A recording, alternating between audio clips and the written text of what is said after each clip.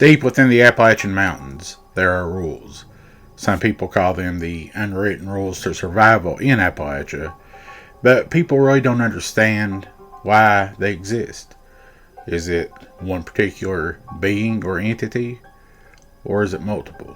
Of all of the Appalachian rules, close your curtains at night, lock your door, don't whistle in the forest, and never look behind you if you hear a noise, a lot of people believe it's tied to one specific entity, one creature that goes above and beyond when it comes to creepy, and that is none other than the Appalachian Night Walker. Depending on what part of the world you are in, out in the western part of the United States, this is referred to as a skinwalker, and sometimes here in Appalachia you will hear of skinwalker encounters, but some folks don't like to use skinwalker, they use the Appalachian Night Walker. The most terrifying aspect of this creature is that it can look like any creature. It can look like what we might think of a ghost, an apparition. It may look like a Bigfoot or a dog man, or sometimes just something straight out of the gates of hell. I have lived in these mountains my whole life. I'm a hunter, I'm a fisherman, I'm an outdoorsman. I have worked in law enforcement for over 20 years, and I can tell you for certain, this stuff is legit. It's true. I have personally experienced some of this stuff. I'm often reminded of a story that was told to me, first-hand account, someone who personally witnessed this. They were hunters. They hunted raccoons. And just a quick little bit of information, you hunt raccoons at night. You have dogs, coon dogs they call them, and you go out into the mountains well after dark. You have flashlights or headlamps, and you essentially have your dogs, you turn them loose, and they will get on the scent of a raccoon. And ultimately what happens is the dogs run the raccoons up a tree, and that's called being treed. They will tree the raccoon. These guys, these group of friends, they went on a hunt like they had dozens of times throughout their life, countless times. They wasn't scared of the mountains of Appalachia or anything else. These were what you would think of salt of the earth, mountain guys, not scared of anything. But this one particular night, that would change. They would never feel comfortable in the mountains again. They loaded up their dogs, they put them in their truck, they got their weapons, they set off in the mountains somewhere around 9:30, 10 o'clock p.m. They let the dogs out when they get to their destination. You more or less just let them run free, and they will get on the scent of a raccoon. So that's what they did. They let the dogs out, they take off, and shortly thereafter they begin to bark, which is what you want to hear. That means they're on the scent of a raccoon. So these guys started following the sound of their dogs, and they thought they were getting close, but they could tell that the barks this time were different. It wasn't that of typical raccoon. You know your animals, you know your dogs, their behavior, mannerisms. This was different. The dogs kept getting further and further away. Just when they thought they would get closer, they would sound further away all of a sudden. And this went on for quite some time, maybe the better part of an hour, before finally they zeroed in on where they were pretty sure their dog was. They had two dogs. And they met one of the dogs, the male dog. They had a male and a female dog, running back toward them like it was scared to death, like something had terrified this poor animal. But they could also hear their female dog, which was known to be more feisty, more brazen, had more courage than the male dog. So they began to follow. At this point, they're not even thinking raccoon. They're thinking something predatory, maybe a pack of coyotes or a bear, something. They felt like their dog was in trouble. Finally, they get to a point when they could tell the dog had stopped. It wasn't on the move anymore. And they were probably within a couple 100 feet, they thought, of where it was at. So they more cautiously at this point, because they know they're pretty close now to whatever this animal or animals, whatever they are, maybe even a mountain lion. And they're calling for their dog. They're shining their headlamps and their flashlights. And finally, their light hits something. But it isn't their dog. They hadn't heard her in a couple minutes. But what their light hits is a set of feet. But not hunting boots or ball shoes or sneakers. This thing was barefoot. And they could tell this because at this point they're like 40, 50 yards away.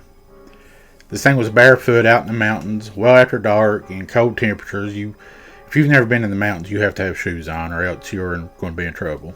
As they run their flashlight up the body, it didn't take long before they knew this thing wasn't human.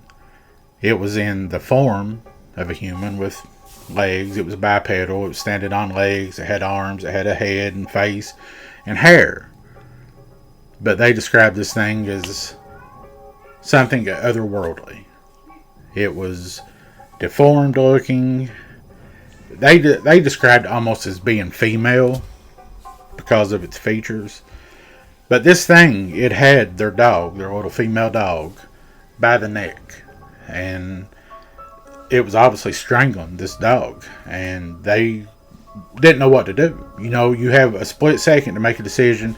They're looking at something they know that is not of this world. Something that absolutely sent chills down their spine. And it had their dog.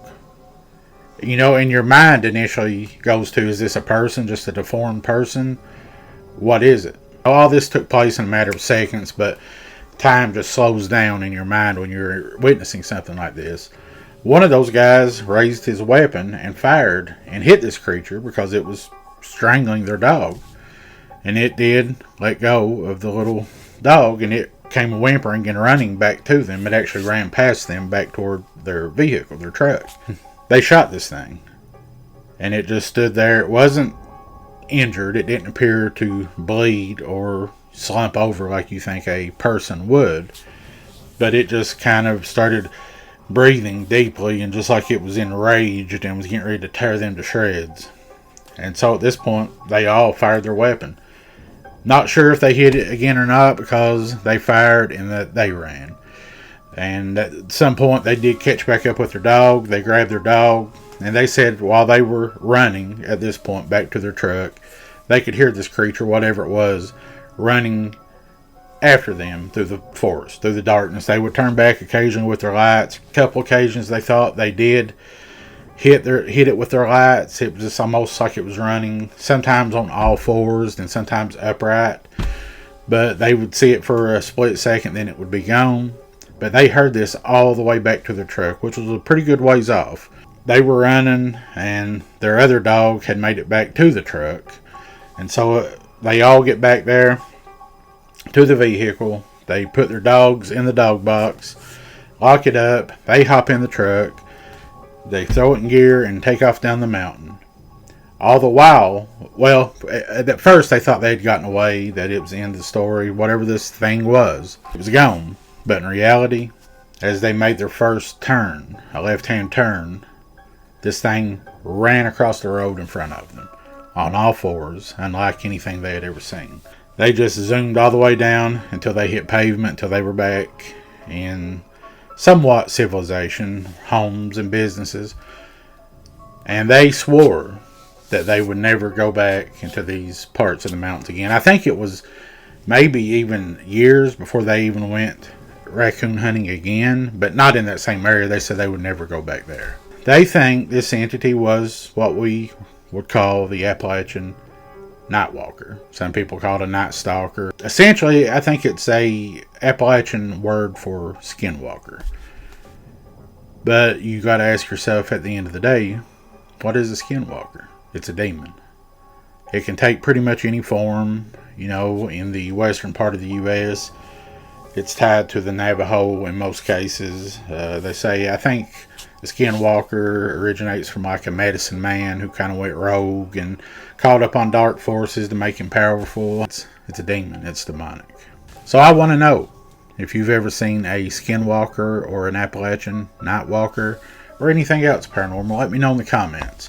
Pretty soon I'm going to take you guys with me, and we're going to go out into the mountains of Appalachia and see what we can find.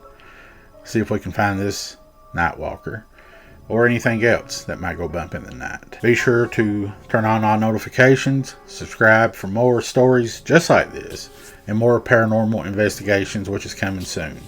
And also, I would appreciate it if you would follow me over on TikTok, Instagram, and Facebook, because that is where I do a lot of the short form stuff also. You can find me at the Supernatural Sleuth on all those platforms, or my email address is thesupernaturalsleuth@gmail.com. I appreciate you guys so much. Thank you so much. Have a great day, and I'll see you soon. God bless.